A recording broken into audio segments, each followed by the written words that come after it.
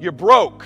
And until you admit where you are and define where you are and quit playing it cool and trying to fool everybody about where you are, you're going to keep losing. Let me be real with you. Now that I've been funny with you, now we're going to get real. Stop bullshitting everybody. You're not fooling anybody. You talk to a real wealthy man, I know what you really got going on. And by the way, your Uncle Larry, the lawyer, making $350,000 a year, that ain't money. That's not money. If you're not at least at multiple seven figures in this world, you are still broke. Trust me. My brother-in-law makes $280,000. He lives in Chino Hills. He can't even afford to buy a damn house right now where he lives because he can't save. Now, if he had these strategies, he probably could do it, right? But do not fool yourself that you got it going or you need to be in a big damn hurry. Time is running out on you. There's 86,400 seconds in a day. The separator between me and you and people that win and lose is what we do with those seconds. And you're too slow. You're too cool. You're too casual. You think too much. You need to get in a hurry. The separator in this room, you're all learning the same things.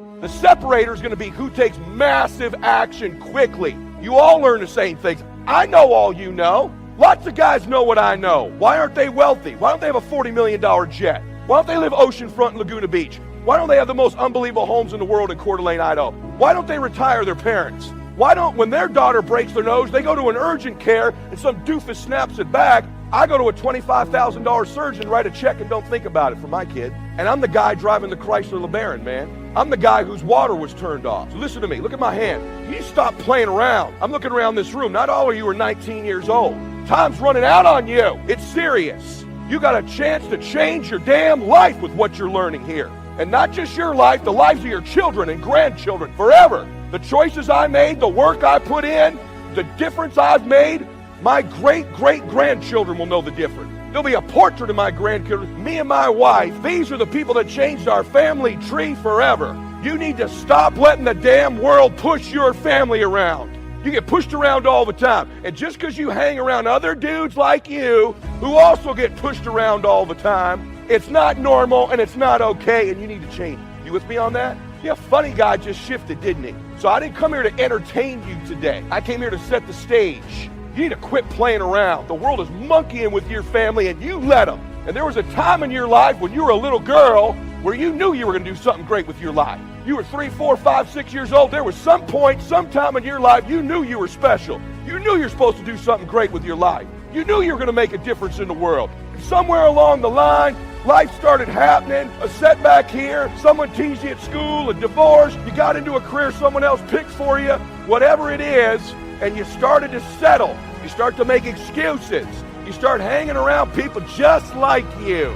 And they make it okay. Then you meet Kent. Then you meet this group. Now you're learning stuff. So the heat's on, man. How many of you have kids? Okay, grandkids, anybody? Awesome. You know, like when you go to your kids' plays at school and there's 40 kids up there for the Christmas recital, who do you see?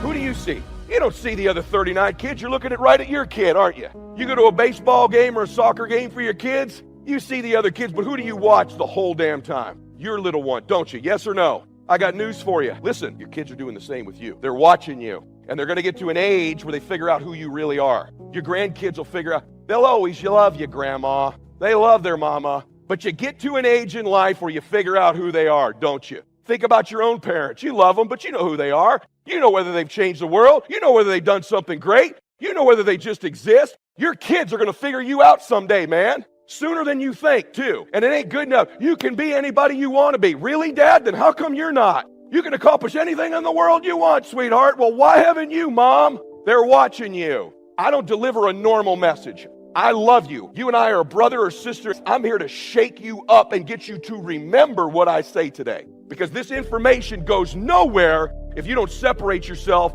by leveraging the pain of where you are or the pleasure of where you're going, and you best get in a damn hurry. Since ancient times, philosophers have seen it as the basis of all real achievement. This is the quality of courage. There's a book that tells the stories of all the winners of the Congressional Medal of Honor. It's a book that will bring tears to your eyes. It's one of the most powerful documents ever written.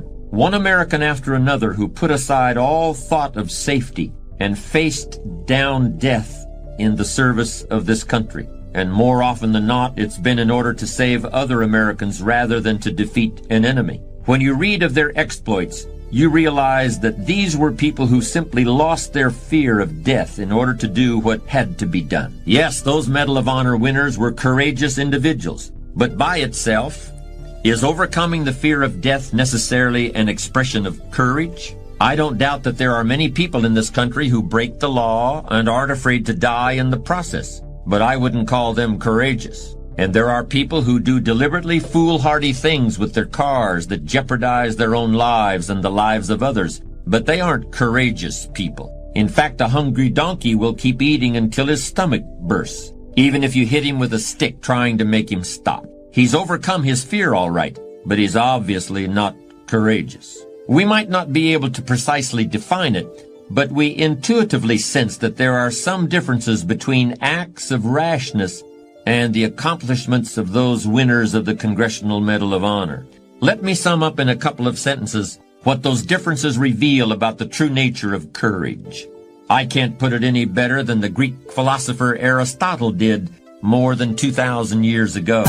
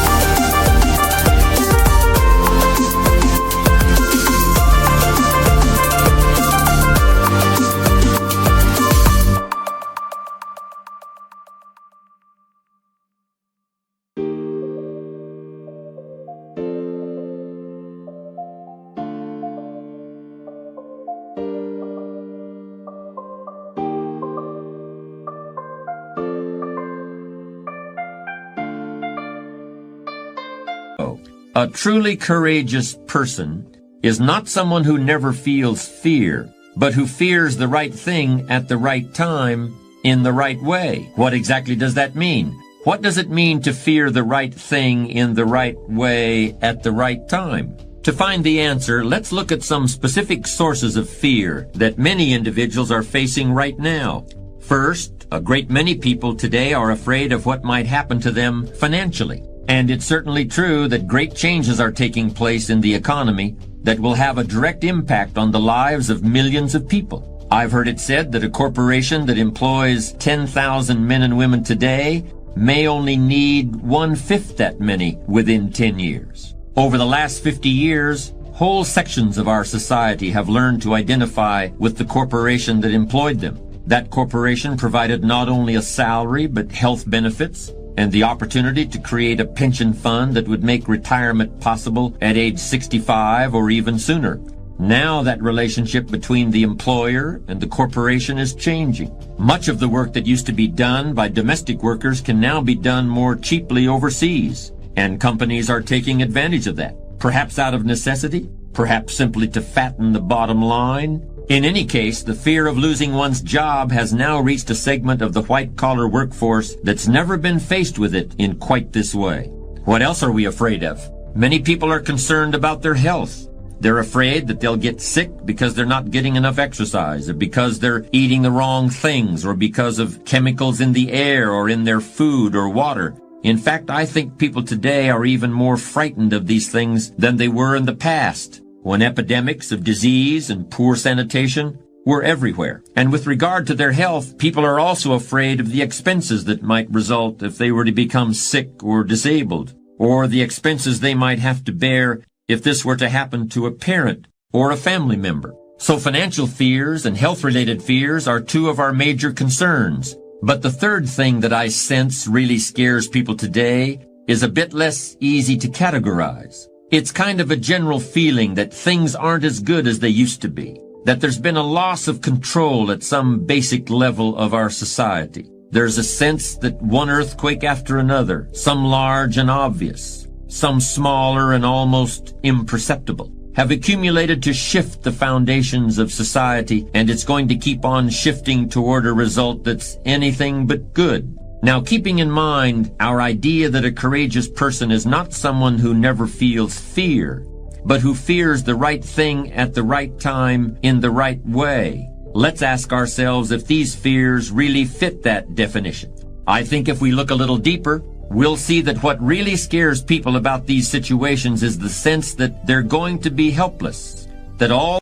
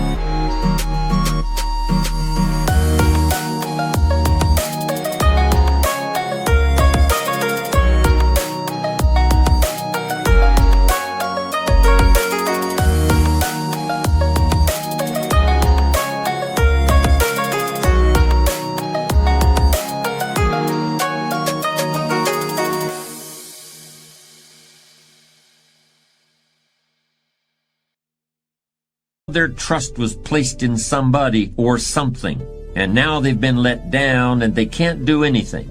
They're helpless. But remember, you're never really helpless. And the sense that you are helpless, or that you might be if certain things were to happen, is something we really ought to be afraid of, and that we should refuse to accept. You're never just a victim of circumstances. No matter what happens, you're never without options that can get you back on track. It takes courage to recognize that, because it means accepting responsibility for your own future. But I would suggest that we should accept that responsibility because no one is really going to accept it for us, no matter what we may have been led to believe.